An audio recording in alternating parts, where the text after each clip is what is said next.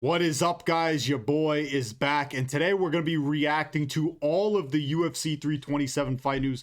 The full card has been announced with Jiri Prochazka versus Carlos Ulberg facing off in the main event for the vacant World Light Heavyweight Championship. A fight we all knew that was going to happen. Dana White essentially just hopped on Instagram Live after all of us waiting 8 hours. People in Europe, I mean, it's already fucking Saturday for them.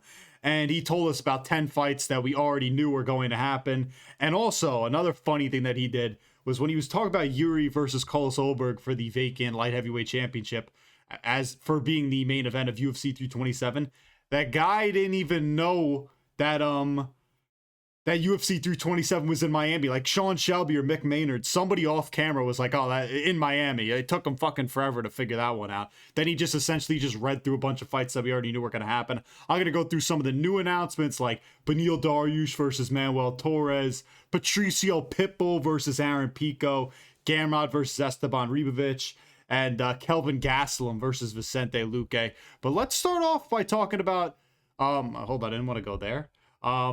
Jiri Prochazka versus Carlos Ulberg as the main event. This means Alex Pereira is moving up to heavyweight, a move we all knew was going to happen. He's probably going to fight Ciryl Gane, hopefully UFC 328. Maybe it's at the White House. We don't really know. As for this matchup, I think Yuri's just going to run through Carlos Ulberg. I do understand to a degree the Ulberg argument. You know, he's a guy who does really great with distance management. He stands so wide. I think he's 6'3", but he looks even fucking bigger with kind of how he, you know, presents himself in the octagon. Has a really wide stance, has really nice calf kicks. Obviously an insane counter puncher, you know, can stuff takedowns. Not that Yuri's going to be shooting any takedowns, but again, really effective counter puncher with dangerous power, even though we really haven't seen him finish anybody other than that fluke KO over Wash Dominic Reyes where the title run ended. But that's besides the point. My worry for Carlos Ulberg in this fight is we haven't really seen a ton of people put him on the back foot and really apply a ton of pressure to him other than Kennedy Nezuchukwu, who ended up finishing him. Jiri Prochazka is just going to run through whatever. I mean, you can't really do any damage to him. I do understand a little bit of worry for Jiri in terms of he doesn't check any leg kicks. And, you know, again, Carlos Ulberg is a very dangerous counterpuncher. Can he find the chin of Jiri? In my opinion, no. Until somebody not named Alex Pereira beats Jiri Prochazka, I am never picking against this dude. Carlos Ulberg, I already hate you. You know, you're obviously a fucking Chad. I mean, this guy looks maxing. He just mogging me by staring at me right now. But Jiri Prochazka is going to put this guy out cold, probably in like the third or fourth round. The belt's going to be back in his hands. And thank fucking God. You know, you know, I think some people, I see a small minority on Twitter kind of bitching about this matchup. Why do, like, and people complaining, some people complaining about Pereira moving up to heavyweight. What is there more for Pereira to do at light heavyweight? He's cleared out the division. Like, do we really want to see Carlos Ulberg versus Alex Pereira? Like, fucking Alex Pereira would do quick work of Carlos Ulberg. The guy doesn't do enough. The guy isn't dangerous enough on the feet, in my opinion. And also, I do want to note this about Carlos Ulberg, why I'm worried for him in this matchup. Is he willing to get into a scrap and get ugly with Jiri Prochazka? I don't think he is. You know, Carlos Ulberg's trying to control the pace, kind of low output, where he's picking you apart from range with the calf kicks, being smart with, you know, his straight shots and his counter shots, trying to make you pay for being an idiot. And Jiri Prochazka, don't get me wrong, this guy could fight like a pure idiot, but you can't really damage him. He's going to get in your face. He's going to walk you down, and he's going to knock you out. Even in the Khalil fight, where he's getting his legs beat up, he's moving like he's fucking drunk. He still managed to win that fight with an insane knockout in round 3. I just don't have any real hope for Carlos Ulberg in this one. So I'm taking Jiri Prochazka by like round 3 or round 4 TKO. That's my early prediction.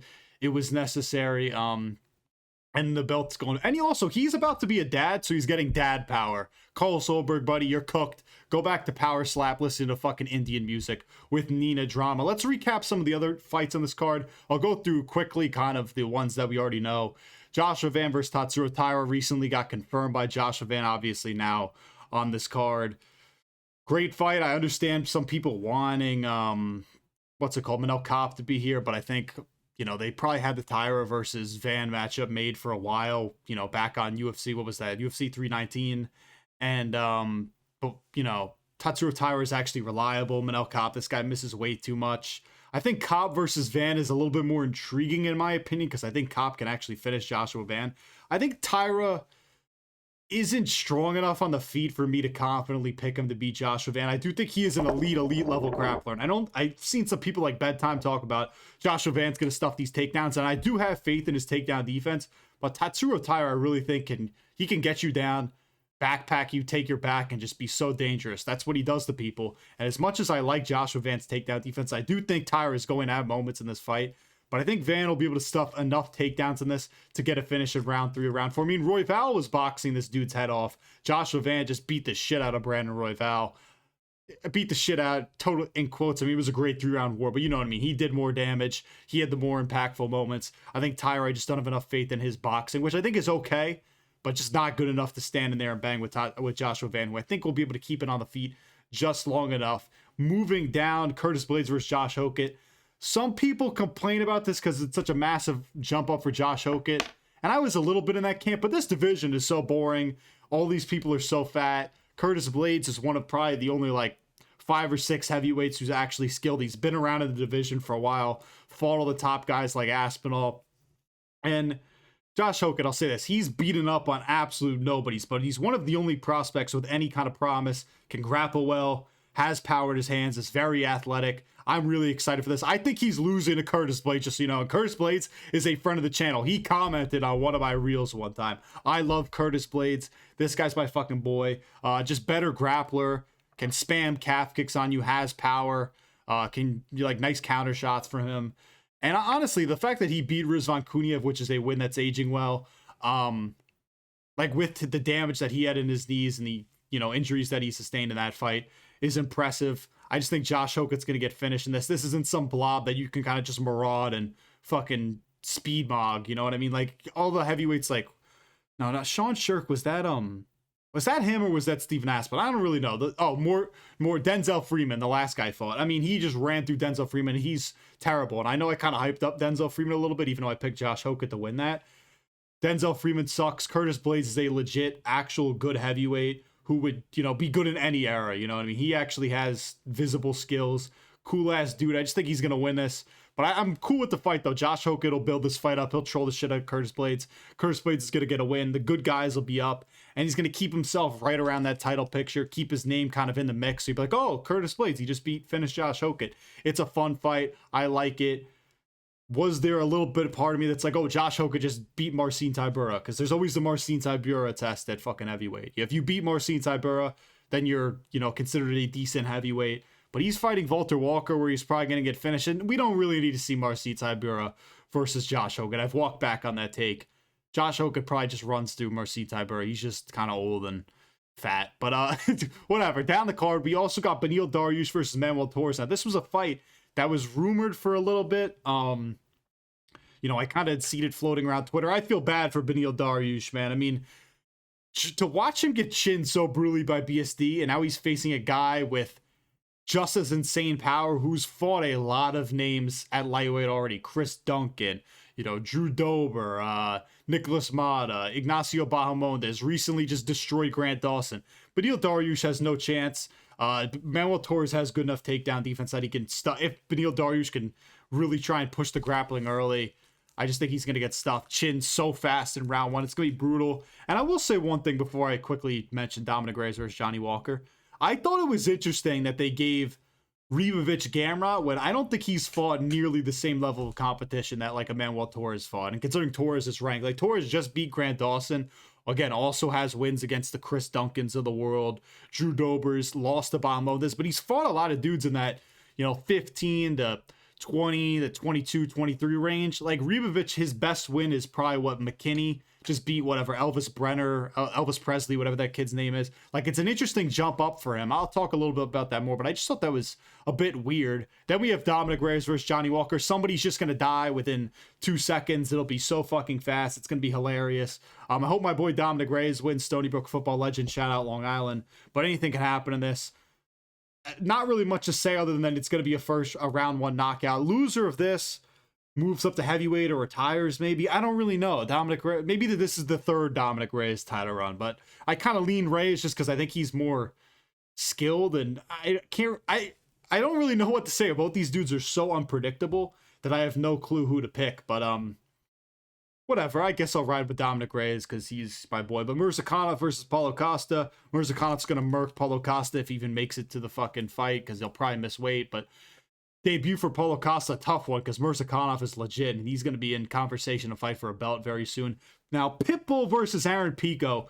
This is a fight that kind of fires me up a little bit because I wasn't expecting this. Of all, like, even the Gamrots versus the Riboviches and the Torres versus the Dariushes, those fights had all kind of been rumored and you heard their names in the mix. You hadn't really heard a lot of Aaron Pico buzz since he got knocked out by Lerone Murphy.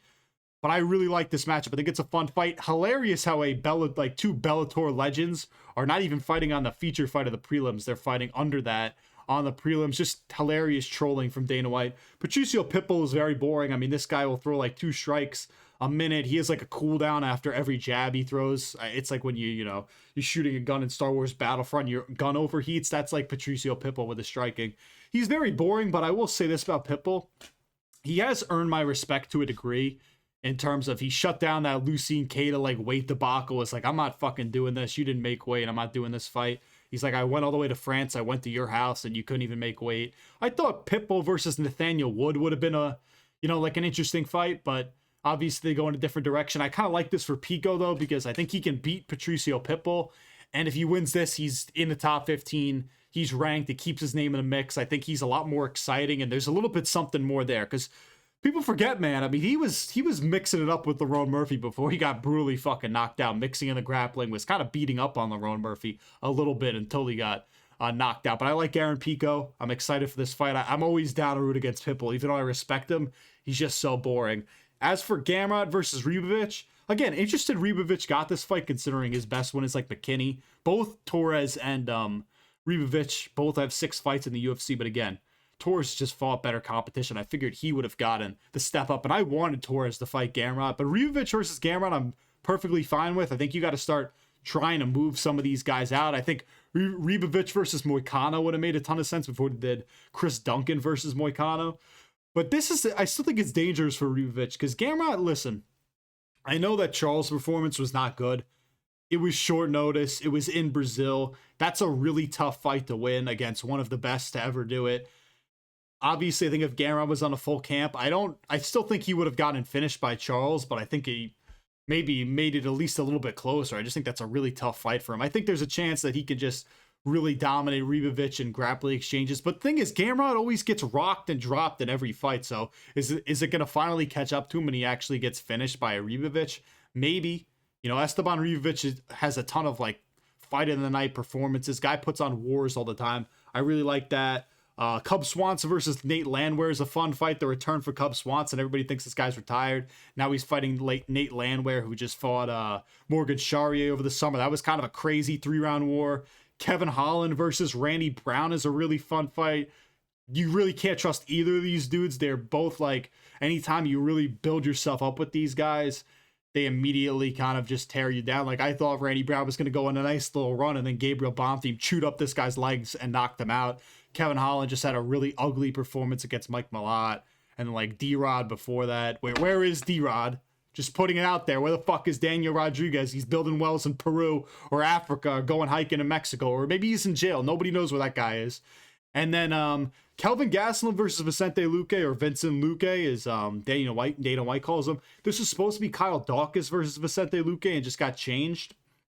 I actually like this matchup a lot more because both these guys are absolutely washed. Like, Dawkins would have finished Vicente Luque pretty badly, in my opinion. I've been trying to get Kelvin Gastelum to just fight Ateba Gautier. The UFC doesn't want to listen to me whatsoever. But I'm happy because I don't think Vicente Luque will die in this fight. He was one of the boys in my like early days watching the UFC, like 2016 to like 2018, you know what I mean? Like, Vicente Luque was getting a ton of finishes. This guy was always a fun fight to watch. Both names on the early prelims that everybody knows, like if you watch the UFC.